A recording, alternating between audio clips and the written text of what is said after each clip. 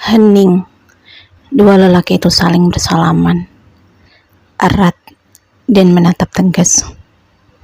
Semua pasang mata tertumpu pada satu titik yang sama, Bagas dan calon adik iparnya. Ada rasa bahagia, sedih, dan juga haru. Semua berbaur bersama dalam satu ruang waktu. Bukankah ada kalanya seperti itu? Pun begitu dengan hari ini. Pernikahan yang seharusnya berselimut bahagia itu sesekali harus terurai tangis air mata. Hingga rasa itu memuncak ketika seorang wanita bergamis putih memasuki masjid diapit Bu Sumarni dan menantu perempuannya. Bibirnya tersenyum, tapi tidak dengan wajah sendu dan mata yang menggenang itu. Ia berusaha bahagia. Iya, bukankah hari pernikahan sudah seharusnya seperti itu? Tapi kepergian Pak Handoko seolah menjadi kabut pekat di hari bahagia ini. Bahkan Bu Sumarni pun harus beberapa kali pamit ke kamar mandi, bilang mau buang air kecil, tapi sebenarnya menumpahkan air mata dan menangis diam-diam di sana. Masih sangat segar di ingatan Bu Sumarni saat suaminya bercerita betapa beliau sangat bersyukur memiliki calon menantu seperti Ambi. Malam itu, suaminya mengatakan hal yang sama berulang kali, sampai larut malam. Matanya berbinar-binar, hingga saat pagi tiba, suaminya berpulang. Pergi, meninggalkan mereka dengan senyum kecil yang masih seperti mengambang. Nai, lirih Ambi. Wanita berparas ayu itu mendongak, dan untuk pertama kali, iris itu bertemu sebagai sepasang suami istri. Mereka sama-sama tersipu, tersenyum kecil, lantas membuang muka ke arah lain. Beberapa pasang mata yang sedari tadi melihat mereka pun turut tertawa. Rasa malu itu seolah juga menjalar pada beberapa wanita yang hadir di sana. Namun, tidak bagi seorang pria yang juga duduk di antara para lelaki paruh baya itu. Setiap detik yang ia lalui dalam masjid ini layaknya duri, menancap satu persatu, melukai hati. Syukurlah janda itu sudah menikah. Kalimat itu Hanum ucapkan berkali-kali sejak pulang dari rumah Bu Sumarni sore tadi. Sepertinya sengaja. Iya, wanita itu berulang kali mengucapkan kalimat yang sama sampai kedua sudut bibirnya berbusa. Entah apa maksudnya, tapi sorot mata itu seolah ingin menyulut bara dalam dada suaminya, atau sengaja ingin menabur garam dalam luka. Entahlah. Sementara seorang lelaki yang duduk di tepi ranjang itu tak menanggapi. Ia lebih memilih diam dan tetap pada layar pipih yang menyala. Aku sangat lega. Benar-benar sangat lega hari ini. Racau Hanum lagi. Dan bibir berwarna merah itu mengerucut, lincah bergerak ke kanan dan kiri. Hingga Dika mulai melirik istrinya melalui cermin yang telah retak. Wanita itu terlihat sadis dan semakin bengis dengan riasan tebal di wajah bulatnya. Dika pernah mengingatkan untuk memakai riasan natural, wajar, dan sederhana. Tapi apalah daya, Hanum menolak dan memakinya. Pun begitu dengan hari ini. Ia datang ke acara Naila yang sederhana dengan riasan mencolok. Bedaknya tebal. Kedua alisnya juga bergelombang pekat. Entahlah, mungkin sengaja. Ia juga terlihat memaksa mengenakan beberapa perhiasan hari ini, meskipun semua hanya imitasi. Norak. Seketika batin Dika meronta saat melihatnya. Tapi lelaki itu hanya mampu beberapa kali menghela nafas panjang sembari memejamkan mata. Dia malu, sungguh sangat malu, hingga mengunci pintu di kamar mandi saat istrinya itu mengajaknya berangkat bersama. Setidaknya, sekarang semua istri merasa lega. Penggoda suami itu akan segera pergi dari kampung ini. Celutuk Hanum. Kali ini wajah Dika memerah, nyaris menghitam. Dan dari balik cermin itu, ia menatap istrinya garang. Kamu punya masalah apa sih sama Naila? Dia baru pulang dari kuliahnya beberapa bulan lalu. Itu pun tak banyak keluar rumah, karena masih berduka.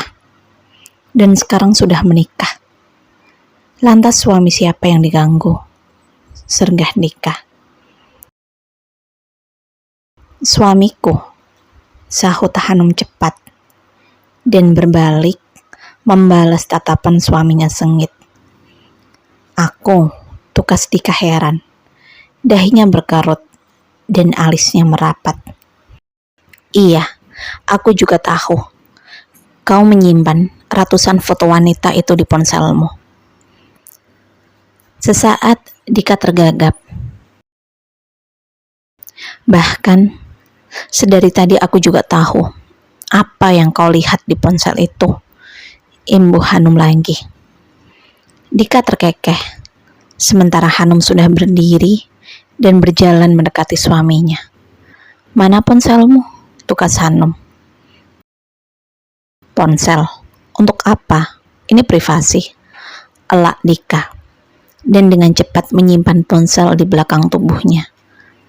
Privasi? Kita suami istri? Atau kamu takut aku menemukan ratusan foto itu? Tantang Hanum. Wanita itu terus menatap suaminya. Dan Dika pun membalas dengan tatapan yang sama garangnya. Takut? Tidak.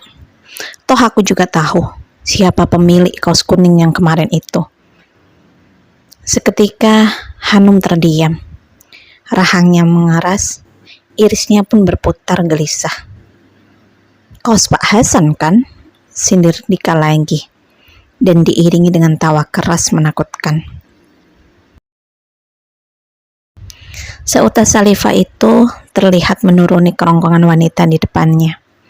Dika tahu, dan dia semakin berani membusungkan dada. Duduklah, lututmu gemetar. Aku takut kamu pingsan. Sindir Dika, dan dibalas Hanum dengan dengusan panjang. Mau menjelaskan sekarang? Atau aku saja yang menceritakan apa yang kutemukan? Sergah Dika lagi. Ia kembali melebarkan netranya. Memang, tidak mendelik lebar, tapi sangat menakutkan. Hingga Hanum bergidik dengan dada berdebar. Itu jawab Hanum tergagap dan terhenti seperti tersedak saliva sendiri. Baiklah, biar aku saja yang menjelaskan. Wajahmu sangat pucat, biru, nyaris gelap seperti itu. Dan aku tak tega. Sela Dika cepat melihat wanita yang di depannya hanya bergeming dan beberapa kali menelan saliva. Suami Hanum itu lantas bangkit. Ia berjalan mengambil tas hitam kerjanya yang berada di atas meja dan kembali ke sisi ranjang tadi. Duduklah dulu, nanti kamu pingsan, ejek Dika. Hingga wanita itu mulai menopang bobot tubuhnya di sisi ranjang yang sama dengan suaminya. Mereka duduk bersebelahan dengan hati yang sudah tak selaras, berbeda jalan. Hanum ingin menangis. Iya, wanita itu bergeming membisu dengan bibir gemetar dan kelopak mata menggenang. Bagaimana jika dia tahu semuanya?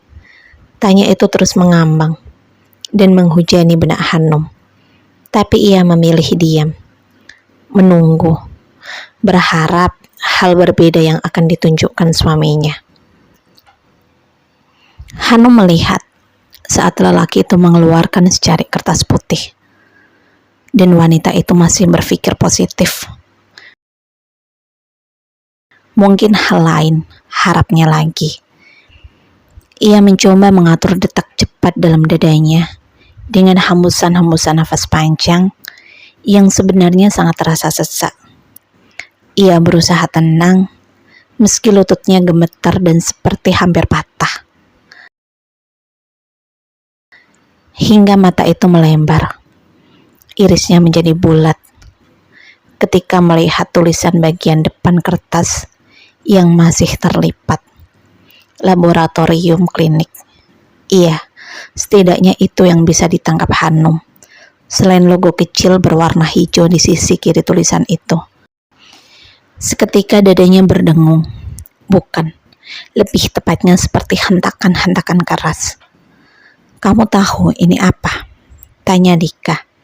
Ia menatap istrinya yang tetap membisu dan menggelengkan kepala. Dika terkekeh. Entahlah, sebenarnya dia pun belum siap mengungkap semuanya hari ini. Tapi sikap Hanum yang tak pernah baik membuat hati lelaki itu membengkak dan hampir meledak. Aku mandul, jelas Dika singkat. Dan benar, tangis wanita itu seketika luruh tak tertahan. Aku mandul.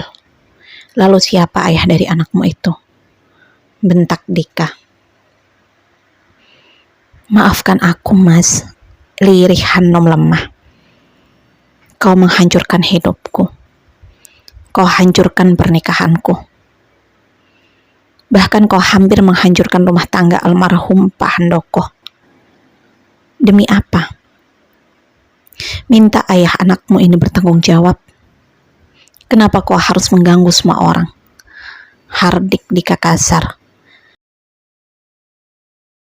Lelaki itu benar-benar murka. Bahkan terdengar giginya saling bergemertuk keras. Dadanya benar-benar membara. Hingga urat nadi itu seperti terbakar oleh darah sendiri. Siapa ayah dari Halwa? Bentak Dika lagi.